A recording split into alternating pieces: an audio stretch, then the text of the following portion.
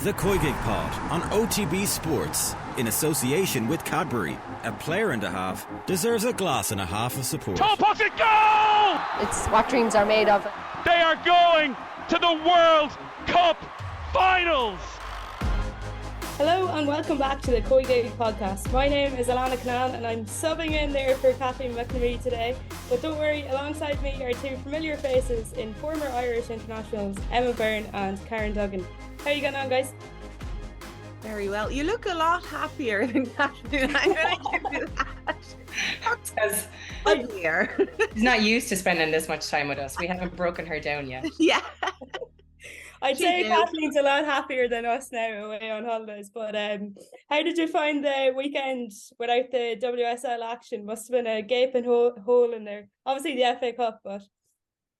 I was fine. I enjoyed it. I was fine. I had a lovely weekend. We did a bit of team bonding with P-Mount. Good, clean fun, you know. So that was good. Enjoyed the break. I'm not going to lie, I did not watch much of the FA Cup. I did. I watched some of the FA Cup and I had a game. I swear I was still playing. I need to really tell myself I'm not playing anymore. It's not me. I don't have a game. I was working on a game. Roma, the Italian league. Roma Sassuolo. So I had fun trying to pronounce some of those names. If it didn't sound like a pizza topping, it was probably very, very wrong. So yeah, still working away all day Sunday doing that, and then I watched some of the games on Saturday. So yeah, I missed it. I missed the WSL, the league. Quite a bit of Irish involvement as well in the FA Cup, but the main news of the weekend, of course, was the Katie McCabe transfer talk, or lack thereof, I guess. What did you guys make of the rumours circulating that there was a substantial bid in from Chelsea, of course? It's really strange. Strange, yeah. It's really strange. When I read it, I was just laughing. I was like, what's going on here? There's something going on behind the scenes. So I sent a few voice messages to different parties and I was like, what is that? Like, what's going on? The thing is, usually these things don't really happen unless somebody has agreed something or expressed some form of interest. Yeah. Yeah.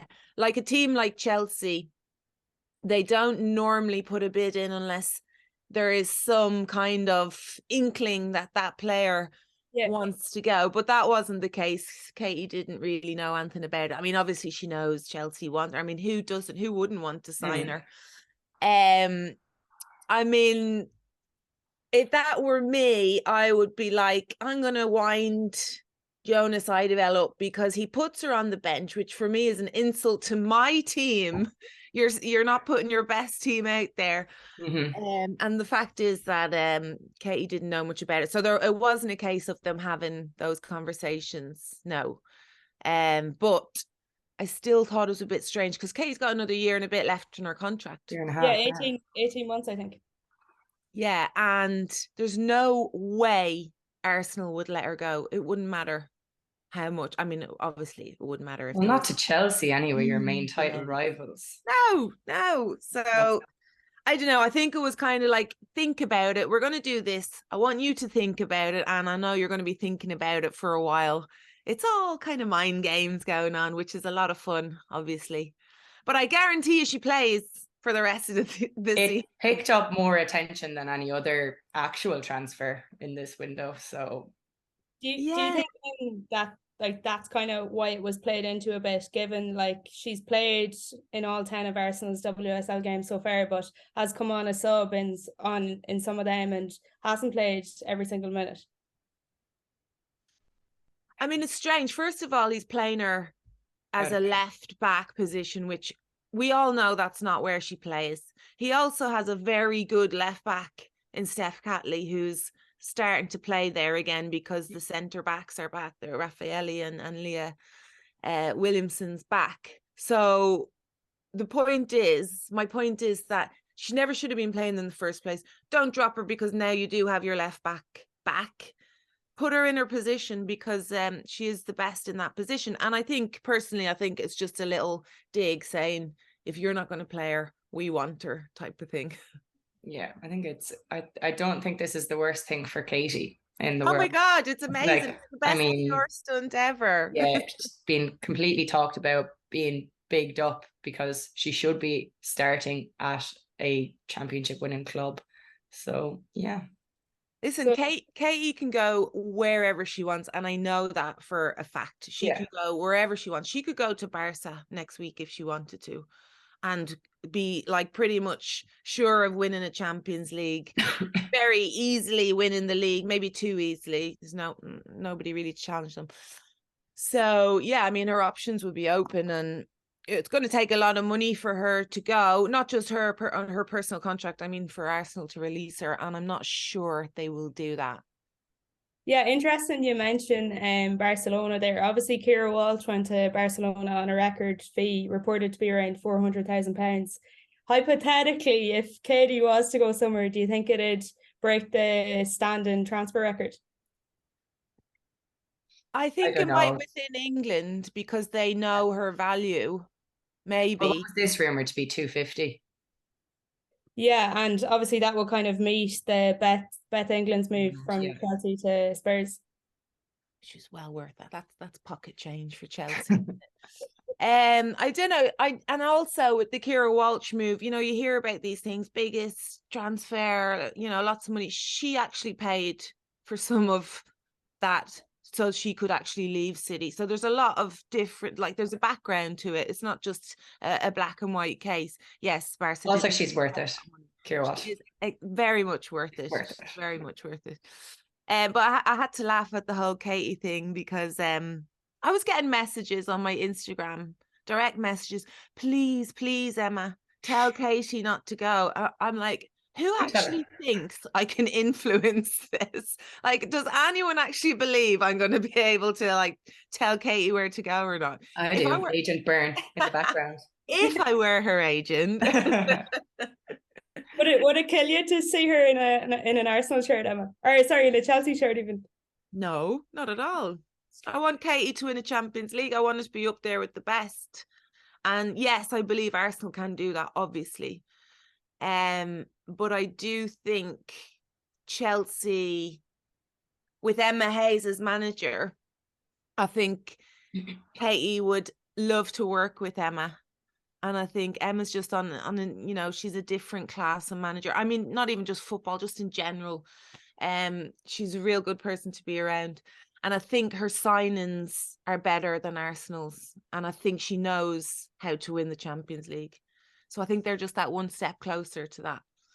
And especially with Kimmy, if Kimmy Little retires, or if anything happens to Kimmy, it's disastrous for Arsenal. Definitely. Well, it gave us plenty to talk about and speculate over the weekend, but it seems to be put to bed there now. The COYGIG Pod on OTB Sports is in association with Cadbury FC, official snack partner to the Republic of Ireland women's national team. Obviously, there was no team of the week due to no WSL action, but what we do have instead is a bit of a bumper episode looking back on a massive moment in Irish football history, Liberty Hall in 2017, and we'll be talking about that next.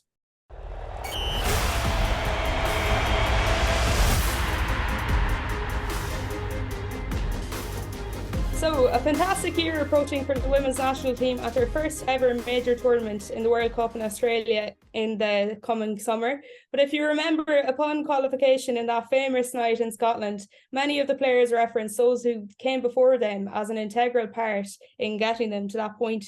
The journey has had its ups, but also its fair share of downs, and none more so, I think, can be said than the proposed strike just over 5 years ago now, which, as I said, is the focus of today's episode.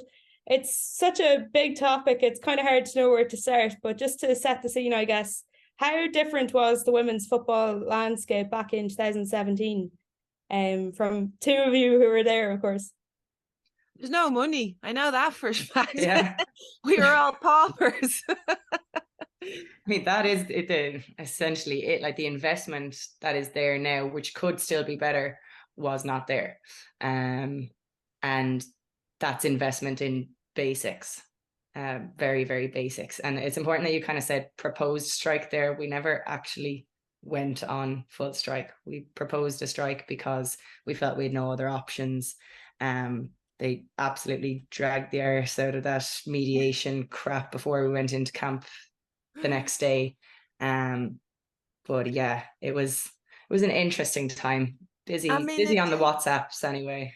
It did, when you actually think back to the very, very beginning of this, like it's ridiculous what actually happened, because I remember like playing in England. Well, first of all, can I just say the problem was that we couldn't stay together as a team because people had to work. They couldn't take any more holidays off. They had taken all of their holidays by March, which means they had to take time off without pay. Some had mortgages, as normal people, and it just meant that we were losing a lot of players in training camps and in games as well. I remember Julianne couldn't play a couple of games, and she was so important to us, Julianne Russell. Yeah. So that was our main problem. Like, that was the frustration. Why can we not have something done for these girls who were working, which was a good 85% of the team. Yeah. I don't know why I said 5, a good 80% of the team. So it was very frustrating. And I was playing in England, and I could see what, the English girls were getting and how they were being supported. And it was massive over there, like the jump from being semi-pro to pro. And not just that, just from the FA in general, like the stuff they were doing with the central contracts and the training, the extra training. So I spoke to the Professional Football Association in England, and I asked them, like, is there anything they could do for us, just to support us or give us some advice? And they said no, because we're Irish. I was like, well, that makes sense. And they said, but there is a PFAI in Ireland. And I was like, really? I'd never heard of the PFA in Ireland. Like, I'd never spoken to anyone around like that. So anyway, went on from there. I sent a little email to Stephen McGuinness and just saying hello or whatever. And then we met at a PFA dinner in England, and we just started chatting. And that's how it basically started. And they got involved with it. But literally, it was just to try and support the team so we could all train together and be the best we could be, because I was really tired. We were good enough to qualify, and I was so sick of seeing the likes of England, Scotland, probably Wales as well, like developing more than us, when we actually had a better team, we'd better younger players and stuff like that. So we were worried that it wasn't going to get any better, and there was a lot of time invested in that team. And I think that's important. Like, we did have the talent, but we lost a lot of people from, say, my age group, because they just weren't nurtured through after under 19, because there was no structure in place to kind of keep girls of that age who could, because girls do develop later. Girls can come into their own in their early 20s and break into the squad, but there was no support to offer more training or encourage them, really. Like, I mean, you were playing purely for pride. You weren't playing because it was this wonderful place to be, where you felt your needs were being catered for the whole time. It was literally because you loved playing for Ireland so much. Yeah, that's probably why we were all so close though as well, because we, from an early age, we were there for each other, because we really enjoyed training with each other, playing with each other. But worse than that as well, before we even talk about money, there was no structure of like support for the girls if they had a problem or if they had, questions. There was nothing. You had your manager, their staff, and that was it. And I know from way back in the day, there were many girls who weren't happy for one reason or another, and there was nowhere for them to go, no one for them to talk to and stuff like that, which again, the FA had done much better in England about that.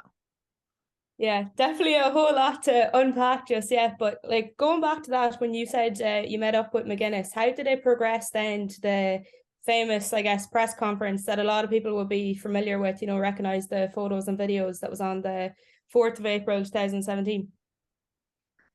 Well, before we spoke to Stephen, we had gone in and tried to speak to John Delaney.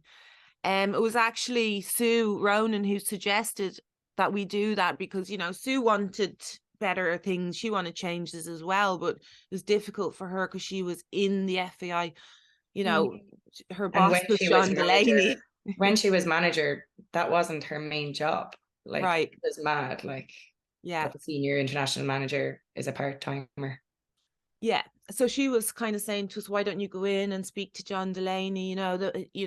Robbie Keane's done it and you should go in and do it. And we were like, yeah, okay, we'll do it. So we were like, who wants to go in? And I was the captain. So I was like, yeah, I'll go in, obviously. Who wants to come in with me? And I can't even remember who came in, to be honest. It was Anya. Anya was there, definitely. And I think Niamh Fahey came in the first time. Yeah, I think so. And there was a whole plan drawn up, and it was all really very concerned, and we'll do this and we'll do that, and we'll see if we can get funding from here. Give us a few weeks or a couple of months to try and get this together, and we'll send you a proposal. And we were like, great, this sounds brilliant. We're finally getting somewhere. Anyway, nothing was done about it, and we were there 6 months still waiting. So then another meeting came about where Anya and I think Louise Quinn went in, right, Karen? Were you ever in one of those? And again, just they were pushing for, more stuff we needed. And again, nothing really happened. So then service at that point. Yeah, I think for me, it was just, that was even worse because they knew we were, we were emotionally drained. There was nothing left for us to do. This was our last resort. And we basically said that. So the fact that, they knew that, and they knew that we weren't in a position to do our best, to play our best as a team, and nothing was done about it. That's what kind of really frustrated us, and we said we'd had enough. So it's when Stephen McGuinness and his team stepped in and kind of took over from there, because as bad as it sounds, our mentality is typically Irish. Sure, it's grand, sure, we'll just keep going and we'll hopefully something will happen. But no, it never happened. And we needed support from a bigger team, or, team of professionals to take us through to the next step. And what was different about them is you actually felt like you were getting listened to. Like, they were shocked by all the stuff that we were saying, and they couldn't believe that this was going on, And interestingly as well, at the time, from what I've read anyways, you guys weren't actually represented by the PFAI at the time. As you say, Emma, you weren't even kind of familiar. We weren't professional footballers. Yeah, that's the thing. There would be no remit for them to represent us, and particularly because it was a lot of the home-based girls who were the ones who needed the additional support. So they couldn't step in earlier than us reaching out to them. And how did that process, as you say, was that initiated in those conversations there, or did any of the I remember meeting Stephen a good bit. Me and Anya would have met him a good bit before we kind of progressed, and there was a hell of a lot of emails sent on our behalf by them, with very little response. And they really just grew passionate about it, and really wanted action and knew how to take that more than what we would, because like I said, we were all doing our own stuff. We were drained doing the job that we had to do because we can't afford to not be doing it and take a day's off. It's so difficult when you're a player, because you are controlled by people above you. At the end of the day, football is like that. If you kind of step out of line, or if you push someone's buttons, you can be dropped, you can be gone. I've seen it happen through the years with many players. So that's always in the back of your mind, how far to push something. Are you gonna, upset someone and stuff like that? And realistically, that was tabled to us. We were all received phone calls where that was mentioned, that could happen to us. But the fact that we as a collective had decided to stick together at that point kind of was the strength in numbers thing. You can't drop all of us. Just kind of rode our luck on that, because it was said to us individually. Everyone got a nice hostile phone call at some point. Yeah, and the other thing that was difficult as well, because was that Sue was actually leaving, and we were getting a new manager in who happened to be Colin Bell. So I remember my first conversation with him was before anybody knew that we were planning on even going a step further, and just saying, we can't possibly go in and play this game type of thing. We're going to threaten to go on strike. Nobody really knew about that. And he rang me as the new manager and me as captain, and we were chatting. He was like, he was really excited about his new job. And he was like, so Emma, I can't wait to work with you, all this kind of stuff. And I was like, me too. That kind of bubbly conversation. Everyone's a little bit excited. And I'm thinking, oh Christ, he's coming in at a really bad time. And I'm like really stupid. I'm just always thinking about other people when I shouldn't. I should just be like, stick to the job, Emma. But I was like, listen, Colin, there's something going to happen in the next few. And Stephen McGuinness told us, do not tell anybody what's happening. It has to come from us. It has to be official, all this kind of stuff. So I was like to Colin, listen, there's something happening in the next few days, but don't worry about it. It's nothing to do with you. There's nothing personal against you. We're in conversation with the FAI, but you don't worry about it. And we really want to play the game. That's all I'm going to say. We really want to play. And he was like, what are you talking about? And I was like, don't worry about it. Just call me whenever you need and I'll try and explain or whatever. And that was the end of the conversation. And then he must have got news that what was happening. And yeah, that wasn't. And the tone changed a tad from that bubbly conversation, I'd imagine. Just a bit, I'm sure. But yeah, I think that's fascinating. And I think people will be interested to know that the likes of Sue Ronan, it wasn't due to their managerial situation, that kind of they also wanted something to change here as well. Yeah, I mean, obviously, as a manager, you want to be able to pick your best team. And if I was a manager at that time, I'd be like, how can I not have my best team together training? As an international team, why don't I have my full team for my full 6 days or whatever, instead of some coming in on the third day, some coming in the day before a game because they had to work? Like, I wouldn't have had that. I wouldn't have had it. It's not acceptable. And it was a difficult position for Sue. So yeah, Sue suggested that we go in and speak to Delaney to try and resolve it a little bit. Of course, every manager wants their best team, but it was up to us to drive it. And it was a difficult position for us because, as I said, we were playing. I don't feel like we had the authority to do it, but at least we felt we could go to the PFAI because we felt they did have the authority and they knew what they were doing. And you touched on there earlier, Karen, the strength in numbers.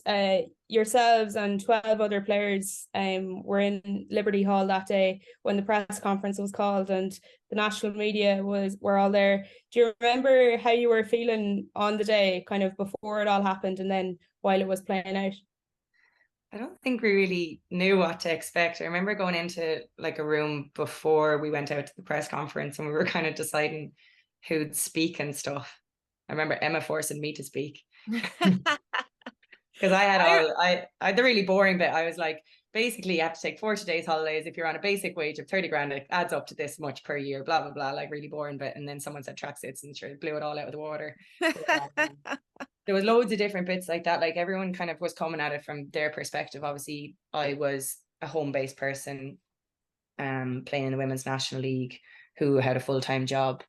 And we were kind of asking for them to kind of like build relationships with our employers so that we can train more. We can, again, just look for more training and things like that. That was really the crux of it, was trying to get us to as close a level as the girls who are playing professional as possible. And in order to do that, we need to be able to like be at training the whole time. Provide sessions for us, home-based sessions, more than what we're getting at the moment, have more structure around that. They were the real points we wanted to get across. We had a big long list of things. And yeah, we kind of just divvied out who was going to speak. Obviously Anya was there as well. She did a lot of meetings with the PFAI. Emma as the captain and kind of leader of the whole thing had to spearhead it. So I don't know how you felt, Emma. I was obviously bricking it because wouldn't be the best at the old public speaking at that point. No, but you know what my problem is? I cry a lot. I'm the same. If there's confrontation, like when I get angry, I cry. So I cry when I'm angry. I cry when I see babies. I cry when I see dogs. I cry if someone asks me a difficult question. So I was like, there was such a roller coaster of emotions. I was excited to do something. I was nervous. I was really nervous about how the press were going to perceive us. I didn't know if they were going to be on our side, and that's such a powerful thing. You know, again, I think it's an Irish mentality: stop moaning, just get on with it, type of thing. And that's actually something that struck me. Like, sit the front row. I didn't know everyone in it. I just knew kind of say Jackie Hurley and stuff, and just remembered their reactions when they were taking their notes and they were just shaking their heads, like, yeah, couldn't believe it, like, which kind really of made me cry again. yeah, but it also kind of like relaxed me a bit, I think, because it felt justified, because we do have that in the back of our head. Oh, we don't want to be moaning, we don't want to make a bigger deal of this than it is, but we should have been making a bigger deal of it long before we did. But also, like, I think it's important to mark out as well, you weren't asking for, like, I don't know, an exceptional, like, otherworldly amount of things. It was basic things like loss of earnings, relationship with employers, more training. Lack of a more proper training was more and better training, and how we would facilitate that was yeah. the big thing. I mean, to be quite honest, for me, the players like Karen and the younger players who had more years in their career were far braver than like me, for example, who I knew I was on my way out the door. Like, I'd planned to stay another year and then finish, even though I was threatening to retire for years. So it was easier for me. Like, that's when I was like, this is my time. If I don't do this now, I'm never going to do it. And I have to make it easier for the people coming behind me. Because it's not an easy position to be in. And I don't really care what happens to me if I get chucked off the team, which I completely I'll never forget myself and Anya having a conversation before we went in to Liberty Hall, and we just said to each other, listen, this is it for us. We're like, this is it for us. We're never going to play for Ireland again, or if we do, it will be like we're going to get pushed out the door. And she said to me, well, I'm going to take that. Do you want to take that? I was like, I'll take it as well. So we're going in here knowing exactly what's going to happen. And that's what's... Was there that fear there, Emma and Karen, as well? You know, because I read reports as well that there were discussions, I'd say, with the FAI, that if you were to go ahead and do this and air these grievances, that you were going to, quote, endanger careers at club and international level. No, the quote was, it is detrimental to women's football. That was one of them. And that nearly made me laugh, actually. And considering the person who said this is probably detrimental to women's football, to be quite honest. And then the other one was, well, I'd heard that the younger players' parents were getting phone calls. Basically, I mean, is it a threat saying, make sure your daughter doesn't go to this strike in Liberty Hall or this press conference? And then basically I got a phone call saying that you tell those players that they will never play for Ireland again if they don't play this game. Wow. So yeah. Well, I got that phone call directly as well. Like, if you go ahead with this, your career is being jeopardized. And I was like taking this phone call at work and being like, yeah, well, we're all doing it anyway. So what can you do? Because like, we'd obviously decided no matter what at that point that we were going to go through with it. And was it that pushing for improved standards for the next generation that did spur you on to do it?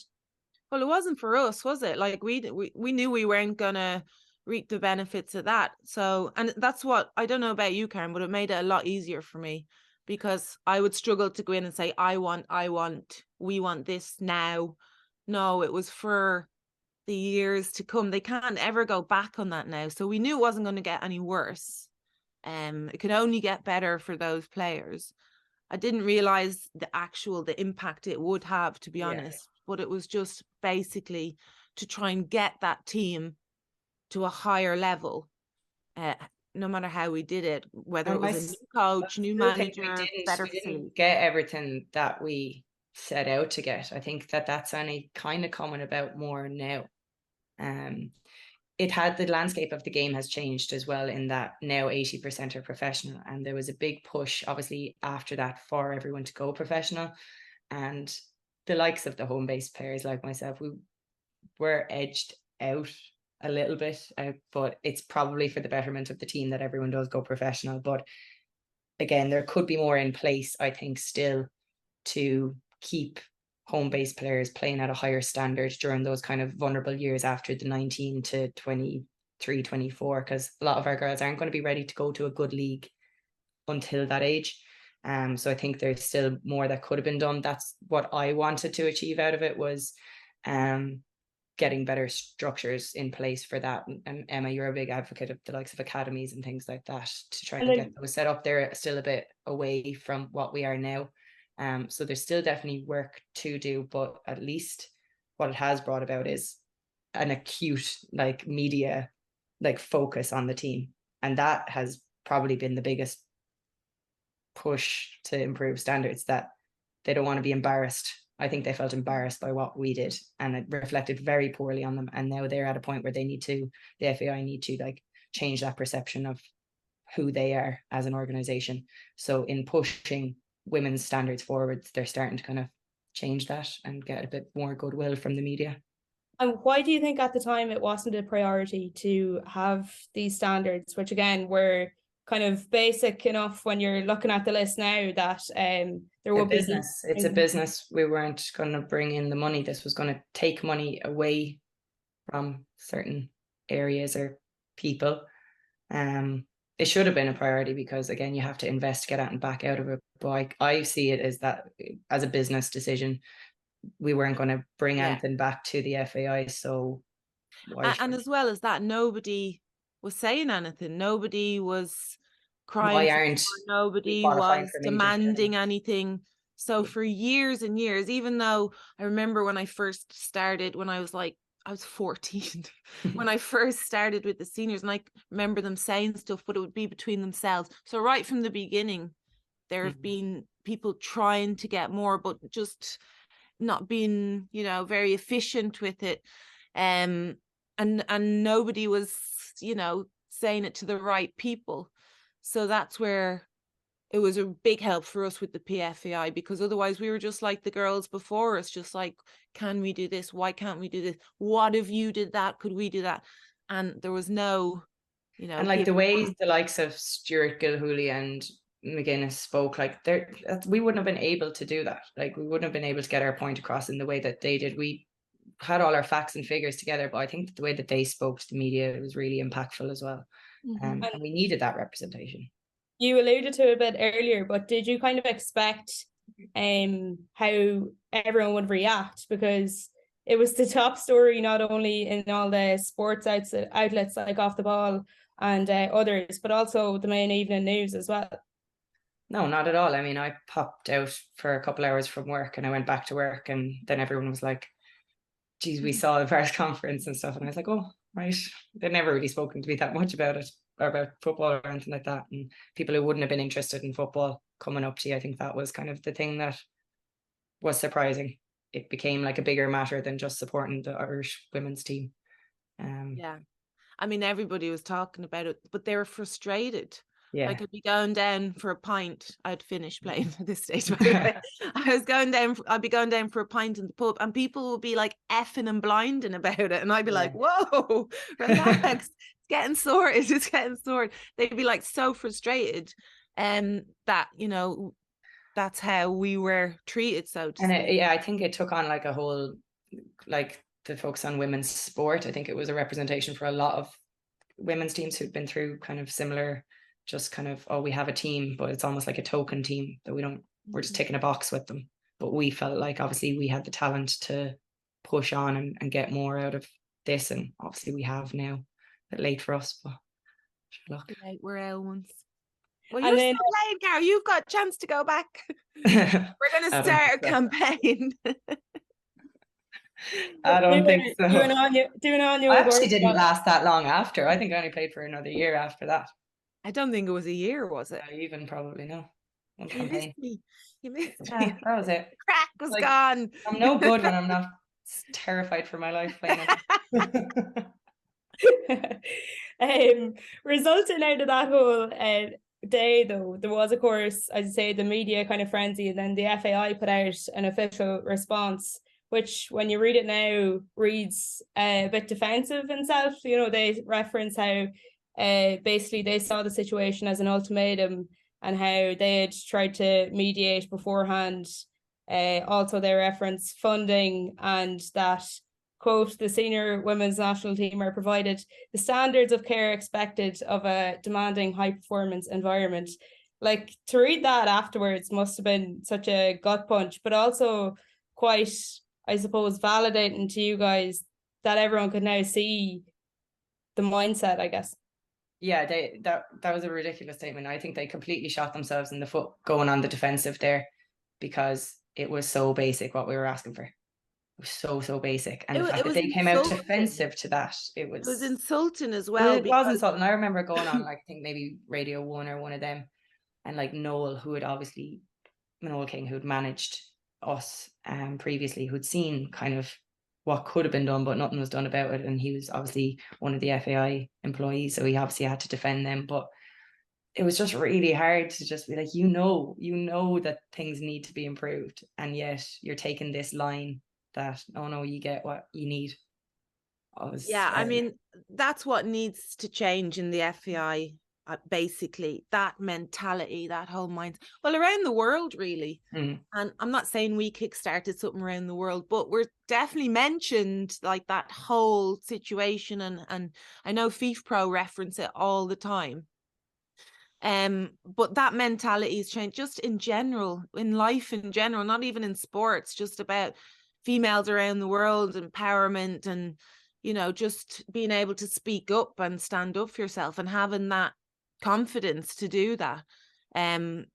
But like with us, with the FAI, it was that mentality. We had that mentality as well. Like, we didn't feel like we could ask for stuff, and we didn't really know if we should do it. Like, there was a lot of him and hawing, and we needed somebody to push us and say, no, that's right. So like what Karen was saying, when we were in the press conference and seeing people's reaction, because I didn't know what to expect, and everybody was like, there was a few gasps. I was like, oh my God, like, this is like, sounds really bad, doesn't it? Yeah, because we were like, this sounds bad because it is bad. So it was. Especially looking back, because it's only 5 years ago. It's not 50 years ago, I think, is the start thing about it. Because when you read the list of the issues to be addressed, it's access to a nutritionist, strength and conditioning programs, gym memberships, hotel accommodation with, at the very least, working and reliable Wi-Fi, gear, more home-based training sessions to be, as you say, recuperated for work lost. You know, it wasn't, I suppose, you know, as we mentioned earlier, you weren't asking for a whole lot. It was just like the very basics that you would think would be needed to run an international setup. And we still didn't get everything on that list. And even if you want it now, you'll have to go asking for it. It's still not the norm. It's not just automatically program. They're lucky now that they can depend on clubs to provide a lot of this stuff. There's a lot of onus being put on clubs, and that's why there's obviously brilliant for them as well that most of the girls are professional. You took the next question out of my mouth. I was about to say, ultimately a deal was struck, and as you say, the game was played against Slovakia. But which of the grievances do you feel were addressed, and how quickly, I guess? And then second, which of them still need to be brought up to par? What was actually addressed? Well, I think what was addressed. Well, you know, we got the daily allowance. Yeah, the money was a big help for the girls. Loss of earnings wasn't given, but again, like I said, there's very few people working full time, and obviously the money is better now. Match fees and stuff is better now, but that wasn't addressed. But yeah, the money, we were happy enough, I think, with that. And then I think we thought that the rest would kind of come and fall into place. But like I said, the landscape has just changed a little bit. So do you think then the main thing to come out of it, like you were referencing there, is girls had the opportunity then to go professional, and also just the recognition that it brought to the whole situation? Yeah, but you know what? It just worked out very nicely as well, because a lot of the girls did go and play professional. Like, they moved over to England. Like, a good chunk of the girls were playing in other countries. So that kind of side of things, I suppose, was kind of swept under the carpet. But the problem for me is the home-based players. Those are the ones that need the help. And going back, I'm not saying an academy, but you can have little groups around the country. It's interesting now that there's a lot more home-based sessions on now that we've qualified for the World Cup. They needed to be in place from 2017. But to these girls, let me ask you something, Karen. Do you have a gym program? Do you have a personal trainer? Do you have a set program that you have to follow from the national team? From the international team? Yeah. They got given a program to do before these home-based trainings were set up before Christmas, since the Scotland game. And they're monitored? That I'd have to check. Well, you didn't do them, obviously. No, like, I mean, these are just people who are called into the home-based session. They're not like across the league.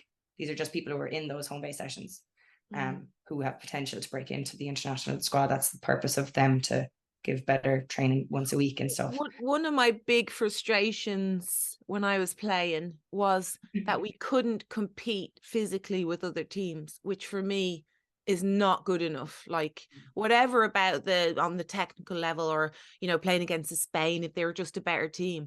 But if we cannot compete physically, or we're not fit enough to compete, that for me was just completely insane. And I didn't understand that. And I think that's where my frustrations come from.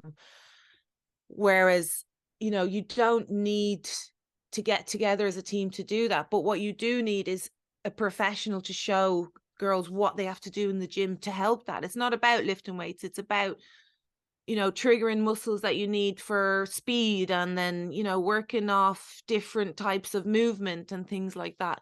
That's what, you know, used to really annoy me, because that's not difficult. It is money, but it's not difficult, because... And again, that's been put on the clubs to provide that more so now, I would say. Now, professionalization of the women's national league clubs now is more in focus. But and would you say that's up to this year? No. Yeah, would you say that's widespread across the women's national league, Karen? Or I mean, again, it depends on how much money your club has.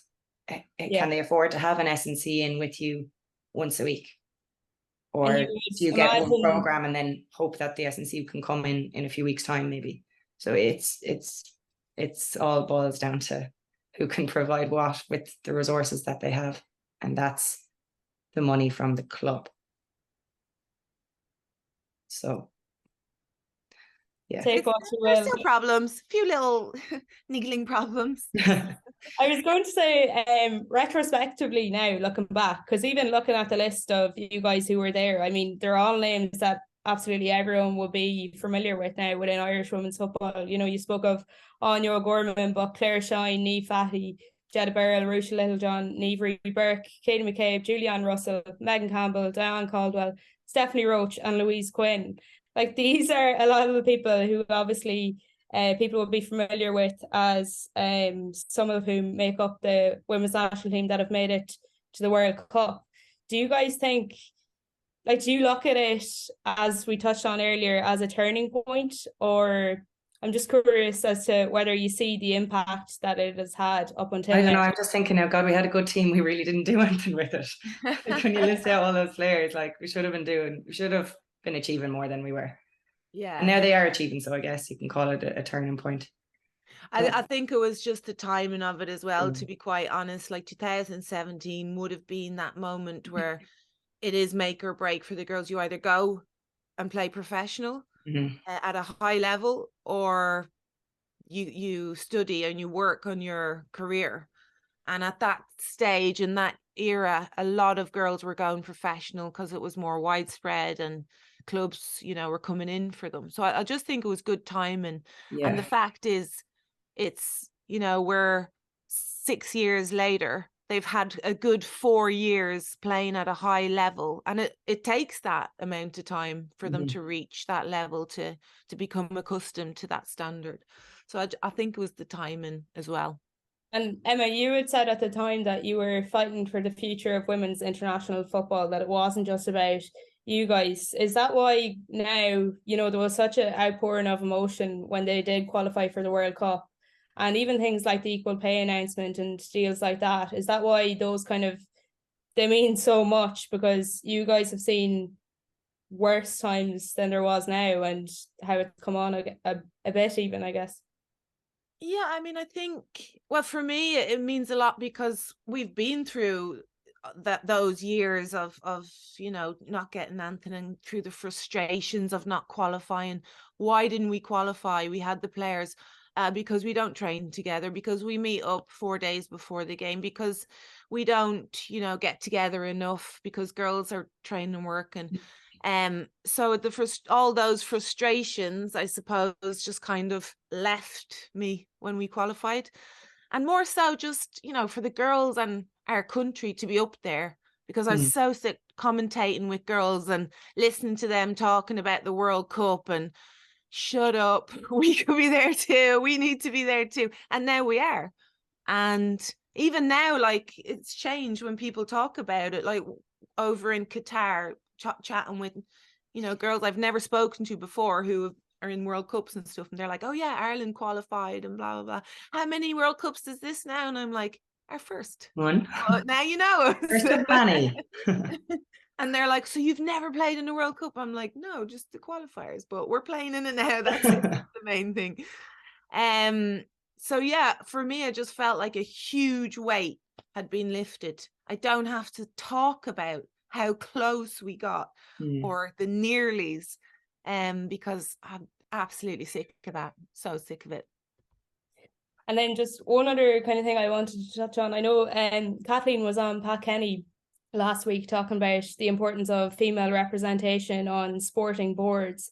And with the FAI recently, with the appointment of Eileen Gleeson as the head of women's football, and also Roy Barrett stepping down as the FAI chairperson, in a bid to facilitate gender balance improvement, it was said. Is that kind of an area that needs to be developed as well, that maybe there needs to be women in positions of leadership of the FAI? Wait a minute. Someone stepped down from a position so they could balance the female ratio. Well, you see, there's an actual nice line anyway, but yeah, that's tell us more about that. There's a government directive that by December of this year, all the national governing organisations have to have 40% female representation or they face a cut in government funding. So there's a push on now to have more female representation on the sporting boards. But yeah, Karen, as you say, that's the line given on that one. But I'm just wondering, is that an area that you think would push things on further? Yeah, it has to happen. I mean, like we spoke about it last week. We were just saying the lack of female coaches and stuff. So in any position of power or of influence, you need to have women to kind of make it the norm and bring more women in. So it's just kind of that rolling thing, like the cliche, can't see, can't be. But again, it just keeps it to the forefront of people's minds. You can't like let the progress slip. Like the trajectory of women's football is completely on the up, and they need to capitalize on the momentum. And again, a timing thing, like 2017 was a great timing for us. This is a great timing. World Cup year, such a focus on women. Now this gender balance coming in, let's keep pushing, keep capitalizing on that. So I think it's a good thing. I think that there's a lot of women in this country who have a lot to offer in those kind of positions, just to bring a more balanced view, bring more focus to the women's game. It's not going to detract from the men's game. I think that's what people kind of argument is, oh, there's more men playing. These women are still going to advocate for men. It's just literally about having a balanced view across the board. Yeah, exactly. I mean, I think it's only a good thing, but it doesn't necessarily mean it's good for women's football. No. Having that ratio, like, or it doesn't necessarily mean it's bad for men's football. It depends on the person. And I'm very strongly opinionated. It's the person. If they're good enough, it doesn't really matter if it's male or female. But the problem is that we have to bring in this rule because females just don't get on these boards, which is, discrimination, which I think is really sad that a law has to be brought in. But yeah, I mean, it's going to be interesting, isn't it? And there'll be a lot of pressure on that female who goes in there. All eyes on them. You wouldn't put your hand up, Emma, no? That's what I was about to ask you. You're going running. Start the election campaign now. I'd vote. You better. I know where you live. But yeah, and then finally, I guess, as you said, Karen, there's going to be a lot of attention around the women's national team and women's football in Ireland you would imagine even more so now that they've made it to the World Cup, and everyone will be talking about that. But do you think it's important that you might be too humble now to be saying you guys yourself, so maybe I'll put it on the likes of Linda Gorman and Olivia O'Toole, you know, these are names that are starting to be brought into the public consciousness. They should have been there a long time ago, but as we referenced at the start, you know, there's been a long journey to get to this point, and there's a lot of people who have been a part of that process. Long list of players.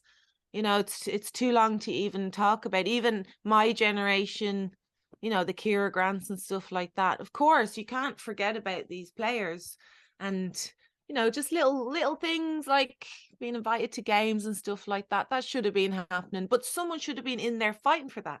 And this is my point. If I'm a female working in that environment, I'm going to go over the top with stuff like that because nobody else is fighting for it. That's what I don't get with the females who were in that position that didn't fight for it. Oh dear, I'm sorry. Go away, ma'am. For sure. Maybe we'll leave it there anyways. As we mentioned, Liberty Hall, never to be forgotten, as maybe a turning point in Irish women's football, and I'm sure there's another one to come in Australia this summer. But for now anyways, normality will resume next week with the return of Kathleen McNamee as well as the WSL itself. But for now, I've been Alanna. My thanks to Emma and Karen there for all of their insights. Thanks for listening, and be sure and tune in next Tuesday. The COYGIG Pod on OTB Sports, in association with Cadbury. A player and a half deserves a glass and a half of support.